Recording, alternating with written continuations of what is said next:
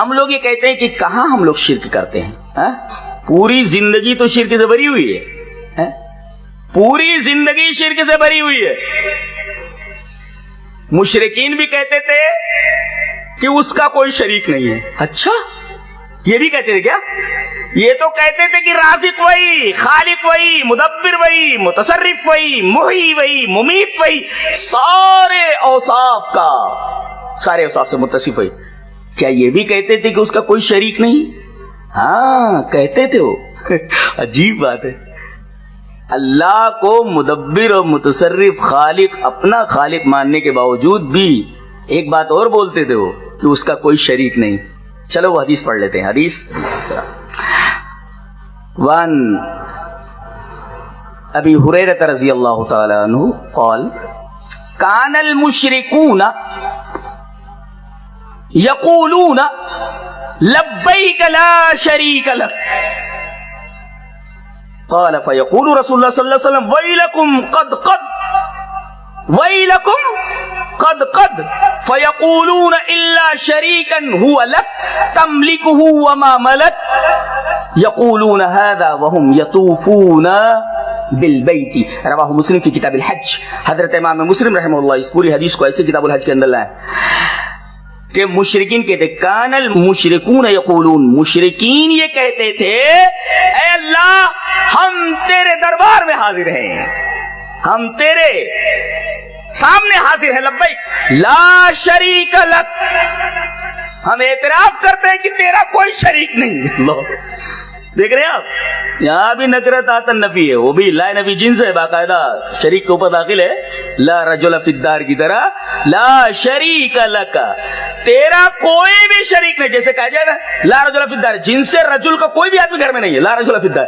اسی طریقے سے شرک کی کوئی بھی جنس کا جو معاملہ ہے، تیرا کوئی بھی شریک نہیں ہے۔ یہ دیکھو بول رہے ہو تیرا کوئی شریک نہیں، سب کچھ ماننے کے بعد بولتے تھے تیرا کوئی شریک نہیں۔ اب بتائیے اگر مشرکین یہ اعتراف کرتے ہوں کہ اے اللہ تیرا کوئی شریک نہیں، پھر انہیں مشرک کیوں کہا گیا؟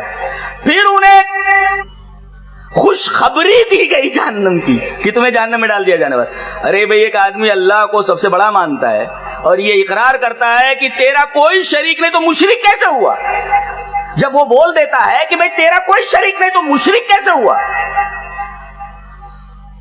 تو وہاں ایک لفظ ہے، غور کیا جائے، کان المشرکون یقولون، بات تھی ان کی، خالی بات تھی۔ عقیدہ کیا تھا؟ عقیدہ آگے بتایا گیا۔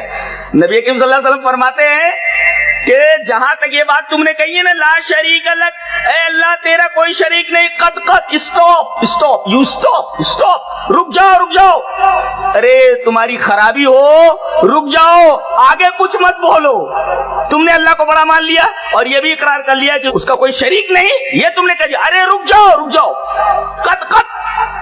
لیکن وہ رکتے نہیں تھے، یہ اقرار کرنے کے بعد کہ تیرا کوئی شریک نہیں، یہ بولتے تھے ایک شریک ہے تیرا کہ وہ تیرا مالک نہیں مگر تو اس کا مالک ہے۔ یہی ہے جو آج شرک ہے، کیا کہ توحید اسماء و صفات کا مطلب اب وہ بتا دوں یہیں پر کہ توحید کی تین قسمیں جو ہے نا، توحید ربوبیت، توحید الوہیت، توحید اسماء و صفات، ان تینوں کے درمیان ربط جانتے ہیں کیا ہے؟ یہ توحید ربوبیت یہ دلیل ہے اس کی توحید الوہیت کی، اور توحید الوہیت کی دلیل اسماء و صفات ہے، توحید اسماء و صفات ہے۔ یہ اس طریقے سے تینوں کا آپس میں تعلق ہے۔ ایک دلیل دے دیتا ہوں میں، شروع میں کہا گیا، ایک دعویٰ کیا گیا، اللہ خیر عما یشرکون، اللہ فرما رہا اللہ بہتر یا مشرکین کہ یہ معبود، ارے کٹے سے کٹا مشرک بھی یہ نہیں بول سکتا کہ بھئی اللہ سے بہتر یہ لوگ ہیں۔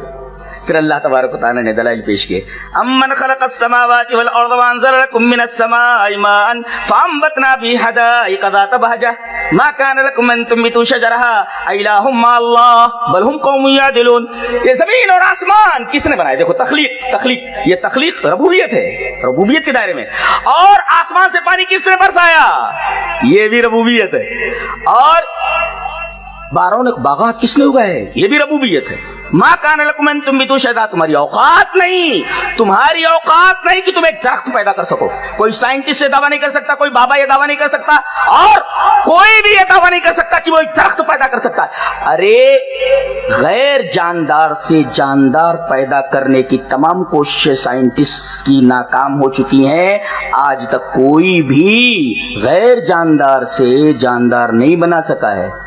وہ ڈولی بنایا تھا اس نے، سوئس کوئی سائنٹسٹ تھا، اور کیا کیا اس نے بھائی، خلیہ لے لیا اس نے، اس کے بعد اس نے بنایا. ارے بھائی بے جان چیز سے بناؤ نا، بے جان چیز سے بنا کر کے بتاؤ. تو ماں کا تمہاری اوقات نہیں، ماں کان لکم کا کیا ترجمہ کیا جائے؟ تمہاری اوقات نہیں کہ تم ایک اس کا درخت اگا سکو.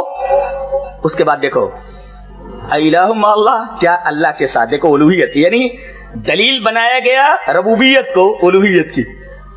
اور پھر امن جعل الارض قرارا وجعل خلالها انہارا وجعل لها رواسي وجعل بین البحرین حاجزا.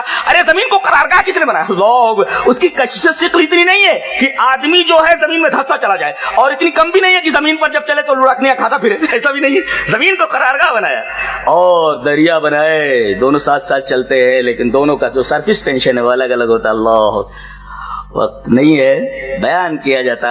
اور اس کے بعد پھر پوچھا گیا الہ مع اللہ، اللہ کے ساتھ کوئی اور. دیکھیے توحید ربوبیت کو دلیل بنایا گیا، توحید الوہیت جو دعویٰ ہے یہ میں ہی الہ ہوں، میری ہی عبادت ہوں. اور آخر میں یہ بیان کر دیا گیا جب میں ساری چیزیں یہ سب تم اقرار کر دو. اچھا سکوت اس بات کی دلیل ہے کہ ان کے پاس کوئی جواب نہیں.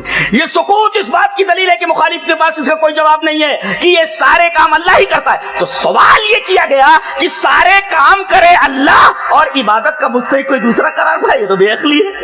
کتنی بیہودہ اور فضول بات ہے کہ یہ سارے کام کرے اللہ اور عبادت کا مستحق کوئی اور. اللہ عبادت کا مستحق اور ہے، وہ کیسے ہو سکتا ہے؟ یہ بتائے گا.